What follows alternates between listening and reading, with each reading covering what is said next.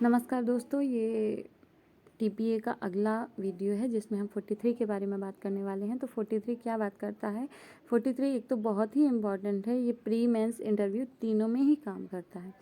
43 क्या कहता है? अप्राधिकृत व्यक्ति द्वारा अंतरण। कोई ऐसा व्यक्ति है जो प्राधिकृत नहीं है और उसके द्वारा अंतरण, जो अंतरित संपत्ति में पीछे हित अर्जित कर लेता है। मतलब कोई ऐसा व्यक्ति है जिसका उस संपत्ति पर कोई हक नहीं है, परंतु बाद में वह उस संपत्ति पर कैसे भी वह उस संपत्ति पर बाद में उसे अधिकार मिल जाता है। ठीक है। जहाँ की कोई व्यक्ति है कपटपूर्व या भूलवश यह व्यपदेश करता है कि वह अमुक स्थावर संपत्ति को अंतरित करने के लिए प्राधिकृत है। यदि वह व्यक्ति कपटपूर्वक, या एक बार पढ़ लेते हैं फिर हम बताते हैं। कपटपूर्व भूलवश यह प्रदेश करता है कि अमुक संपत्ति स्थावर संपत्ति को अंतरित करने के लिए प्राधिकृत है और ऐसी संपत्ति को प्रतिफलार्थ अंतरित करने की प्रवंचना करता है। मतलब यदि कोई व्यक्ति है वह दूसरे व्यक्ति से कहता है, या तो वह कपट से कहता है, जानबूझकर धोखे से कहता है, या भूलवश, या उसे लगता है कि वह संपत्ति उसकी है और वह कहता है कि मैं तुम्हें यह संपत्ति बेचने के लिए तैयार हूँ, इतने रुपए में मैं तुम्हें यह संपत्ति बेच दूंगा। ठीक है। प्रवंचना करता है। प्रवंचना मतलब प्रवंचना करता है, प्रतिफल के साथ बेचने के लिए प्रवंचना करता है। वहाँ ऐसा अंतरण अंतरिति के विकल्प पर, जो अंतरिति है, जैसे संपत्ति, एक अंतरक होता है जो अंतरण करता है और अंतरिति होता है जैसे ट्रांसफर होती है संपत्ति। तो अंतरिति के विकल्प पर, जैसे खरीदना है, किसी भी उस हित पर प्रवृत्त होगा।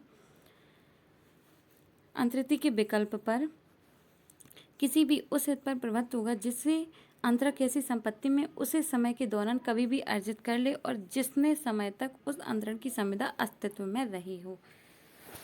हाँ, तो यदि कोई, इसको हम एक ऑप्शन से समझते हैं, एक एग्जाम्पल देखते हैं। जैसे ए नामक व्यक्ति है, वह बी से कहता है कि ये जो संपत्ति है ये मेरी है और मैं तुम्हें प्रतिफल के साथ 1,00,000 रुपए में बेच दूंगा। ठीक है। ए नामक व्यक्ति को या तो वह कपट से करता है या भूलवश उसे पता है कि यह संपत्ति है जो ये ए की है, या तो कपट से या भूलवश उसे पता है कि वह संपत्ति उसकी है और वह कहता है कि मैं तुम्हें यह संपत्ति बेच दूंगा। ठीक है। ए कहता है कि यह संपत्ति मैं तुम्हें बेच दूंगा प्रतिफल के साथ, और जो बी है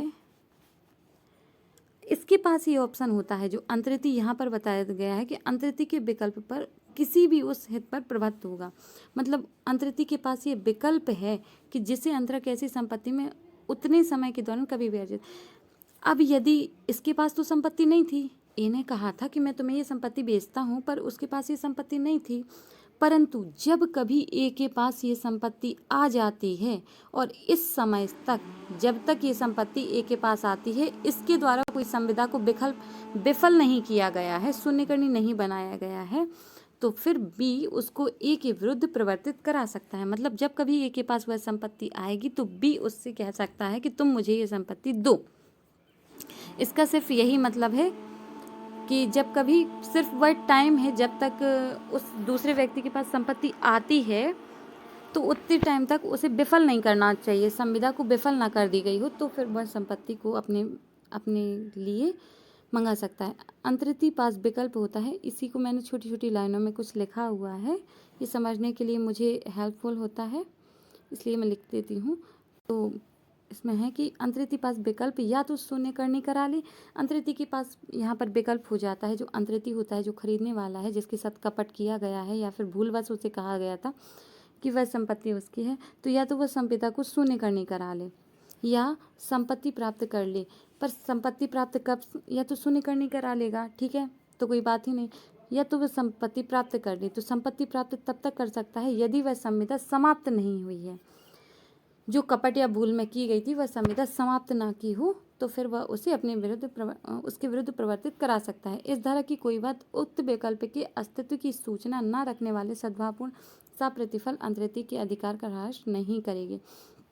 इसमें एक और बात कही गई है कि इसी समव्यवहार में जो संपत्ति कपटपूर्ण बी को देने के लिए कहा गया था कि मैं तुम्हें दे दूंगा, ए नामक व्यक्ति था वो बी को देने के लिए कह रहा था ये वाली संपत्ति, परंतु इसे सूचना होने के पहले ही कि बी को सूचना होने के पहले कि ए के पास वो संपत्ति आ गई, इसके पहले कि बी उसे परिवर्तित करा पाता, ए उसे प्रतिफल के साथ सी को ट्रांसफर कर देता है। तो यदि सी साप्रतिफल सद्भावपूर्वक अंतरिति है तो इसके हितों को प्रभावित नहीं करेगी। मतलब अब बी को सिर्फ उसमें जो कंपनसेशन ही दिया जा सकता है और कुछ नहीं, क्योंकि जो सी है ये तो इसकी तो कोई फॉल्ट नहीं था। सी ने यदि साप्रतिफल खरीदा है और जो अंतरिति है यहाँ पर सी नामक जो दूसरा अंतरिति है उसने साप्रतिफल और बिना कपट के अगर उसने उस चीज़ को खरीदा है तो उसके हितों को कोई प्रभावित नहीं करेगी। इसमें बस यही बात की गई।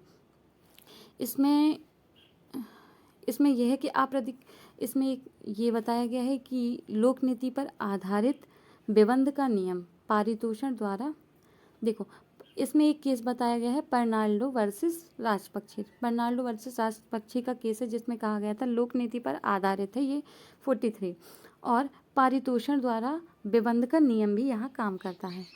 पारितोषण द्वारा विबंध का नियम काम करता है।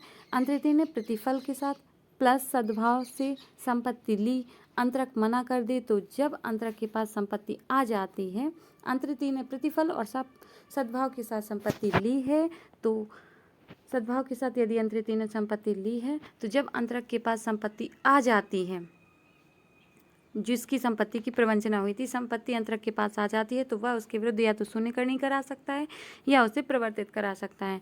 अंतरिति स्पेसिफिक परफॉर्मेंस एसारे 13(1) जैसी करा सकता है। 13(1) में जो बताया गया है स्पेसिफिक परफॉर्मेंस एसारे में वैसे करा सकता है। एग्जाम्पल भी देख लेते हैं तो और जल्दी समझ में आ जाएगा। का जो हिंदू है अपने पिता खा से पृथक हो गया है। का एक हिंदू है अपने पिता खा से पृथक हो गया है। 3 खेत छात्राज्ञा यह उपदेश करते हुए गा को बेच देता है कि का उन्हें अंतरित करने के लिए प्राधिकृत है। उसे लगता है, ए को लगता है कि वह उस संपत्ति को अंतरित करने के लिए प्राधिकृत है। इन खेतों में से ज्ञा खेत का नहीं है। उससे पहले लग रहा था कि वो खेत उसका है परंतु वह उसका नहीं है, क्योंकि विभाजन के समय खा ने इसे अपने लिए प्राधिकृत कर लिया है। जो खा है उसने अपने लिए रख लिया है तो अब वो ए का नहीं रहा, किंतु खा के मरने पर वारिस के रूप में जब खा मर जाएगा तो उसके वारिस में के रूप में ज्ञा का प्राप्त कर लेता है। हाँ, यदि क्या मर जाता है तो इसकी संपत्ति ए के पास चली जाती है, प्राप्त कर लेता है। तो गा ने विक्रय संविदा को विखंडित नहीं किया है। यदि जो गा है, जो अंतरिति है, उसने विक्रय संविदा को विखंडित नहीं किया है, इसलिए वह का से अपेक्षा कर सकेगा। जिस ए ने जो पहले कहा था कि मैं तुम्हें यह संपत्ति दे दूंगा, तो उससे ये अपेक्षा कर सकेगा कि वह जो संपत्ति है का से ज्ञा को प्रदत्त करे, जो संपत्ति है वह उसे प्रदत्त की जाए। एसारे 27 में नहीं गया हो। बस इसके लिए एक कंडीशन है कि जो सेक्शन 17 है, सेक्शन 17 एसारे के तहत उसने उसको नामंजूर न्यायालय से ना कराया हो। तो ओके दोस्तों, आज के लिए सिर्फ इतना ही। Thank you. और यदि आपको वीडियो में कुछ कमी लगती है तो आप बता सकते हैं, बाकी आप मुझे सपोर्ट कर सकते हैं। आज के लिए सिर्फ इतना ही। Bye bye.